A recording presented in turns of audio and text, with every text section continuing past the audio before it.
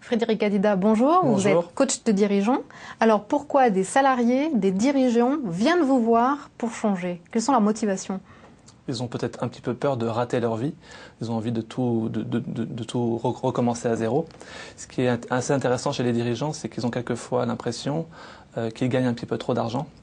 Et que finalement, derrière cet immense salaire, il y a un petit problème de projet.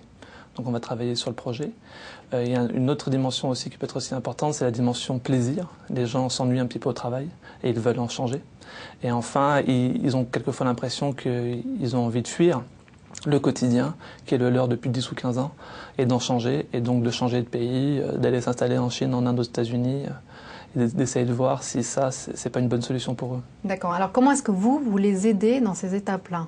Qu'est-ce que vous faites? Quelle est la première étape de ce parcours vers le changement? La première étape, c'est un mélange de travail, d'introspection et d'action. Donc vraiment bien se connaître, et bien, même si on a 45 ans, on peut imaginer qu'on n'a pas toutes les ficelles pour bien se connaître.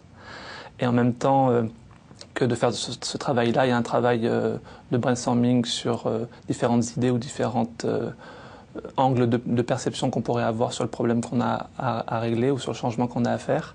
Et un travail d'action, c'est-à-dire qu'il ne suffit pas de se mettre derrière une feuille et d'essayer de savoir ce qu'on a envie de faire. Il faut aussi essayer de se confronter à la réalité, d'avoir des expériences. Et c'est grâce à ces expérimentations que les gens vont se confronter à eux-mêmes. Vous avez un exemple? Quelquefois, ça m'arrive d'emmener les gens que je coach dans des vernissages et d'essayer de voir comment ils se confrontent à des gens qu'ils ne connaissent pas, comment ils se présentent, avantageusement ou pas, comment ils arrivent à présenter leur projet en quelques mots, en faisant un petit pitch.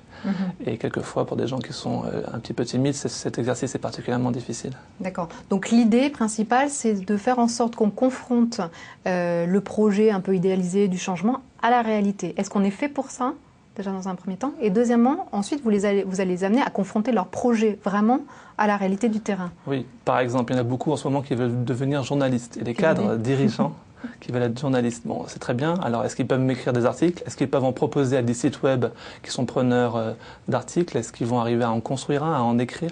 Est-ce qu'ils vont comprendre que le quotidien d'un journaliste, c'est interviewer, c'est écrire, c'est travailler souvent un petit peu seul? Est-ce qu'ils sont capables de ça?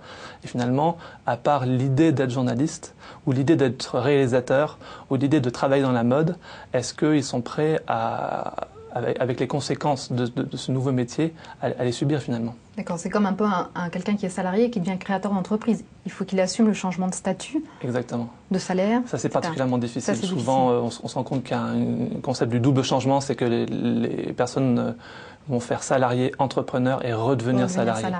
Parce qu'ils vont vraiment pas arriver à... Les entrepreneurs, c'est quand même 3% de la population en France. C'est des gens un petit peu rebelles, qui sont à contre-courant, contre vents et marées. Et c'est un petit peu difficile d'être dans ce mode-là. À quel rythme il faut changer? Est-ce qu'il faut prendre son temps, soit lent? Ou au contraire, est-ce qu'il faut être rapide dans l'action? C'est un peu difficile. Il faut arriver à trouver le bon rythme. Ni trop rapidement, la précipitation, les décisions extrêmement rapides du style je démissionne, je m'en vais.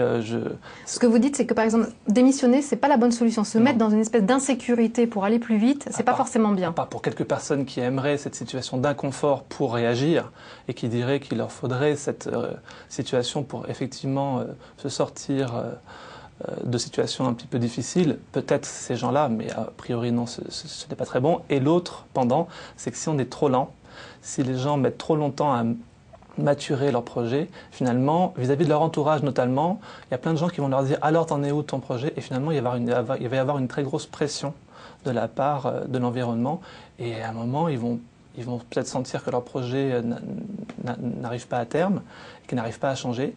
Et là, ils vont se sentir très très mal vis-à-vis d'eux-mêmes et vis-à-vis de leur entourage. Ce serait un échec, en fait. Ce serait un échec. Dans tous les gens que vous coachez, il y a combien de personnes qui arrivent véritablement à passer ce cap-là? Je ne suis pas très fier du résultat, et puis c'est selon les statistiques non officielles, mais c'est à peu près 10 ou 15%, pas plus. Donc assez peu. Donc ce que vous faites en réalité, c'est plutôt accompagner paradoxalement le non-changement.